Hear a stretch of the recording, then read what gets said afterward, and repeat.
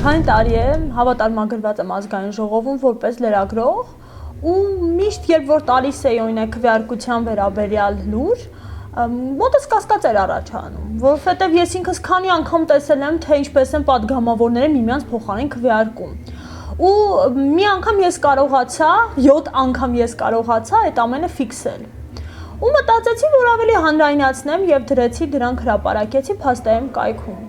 Ես ասեմ այդ ընթացքում 2 կայքում էի աշխատում փաստայեմում ու հենարանում։ Ու հասկացա, որ իրականում այդ իմ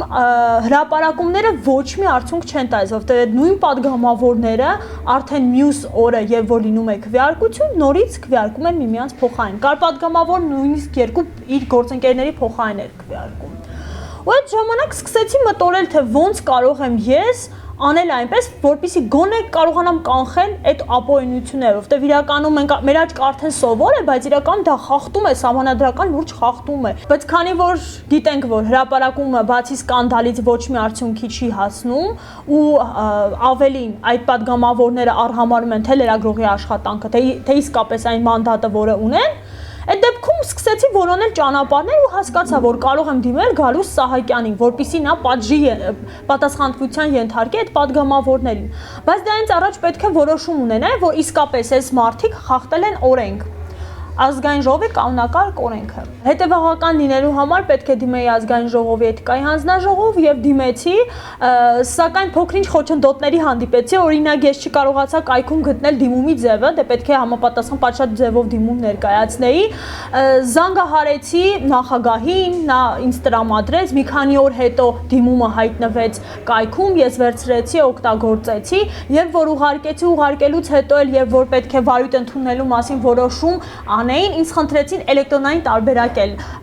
տրամադրել, որովհետև ժամանակ չկար, որ դիմումը այնքան երկար էր, որ չէին կարողանում այդքան ժամանակ տրամադրել եւ դիմումը հավաքել համակարգչում եւ տպել։ Ի զարմանս ինձ խմբագրություններից մեկում, որտեղ ես աշխատում էի, չհասկացան, թե լրագրողական որ պատկերացումներից ելնելով եմ ես այդ քայլը արել, չհասկացան իմ մղումները եւ արդյունքում ես դարձա հայտնի անեկդոտի հերոս։ Երեկ ես փնտրում էի արդարություն, այսօր ես փնտրում եմ աշխատանք։ Ոչինչ, աշխատանք էլի կգտնենք, կարևորը այն է, որ ես կարողանամ իմ արած գործը ավարտին հասցնել, որովհետև այսօր ազգային ժողովի էթիկայի հանձնաժողով պիտի քննի իմ գործը եւ համապատասխան որոշում ընդունի։ Անկեղծ ասած, չեմ ուզում գուշակել, թե ինչ որոշում կընդունվի, եթե բավարարվի շատ ավելի լավ, ես որոշումը ձեռքս Գալուս Սահակյանին կդիմեմ եւ կպահանջեմ, որպեսզի պատասխանատվության ենթարկեն այդ կարգազանց падգամավորներին, որոնց թիվը 7-ն է։ Իսկ եթե մերժեն, ապա ես կխորհրդակցեմ ընկեր իրավաբաններիս հետ եւ գուցե նաեւ դիմեմ դատարան, որպեսզի կարողանամ այդ արատավոր երևույթը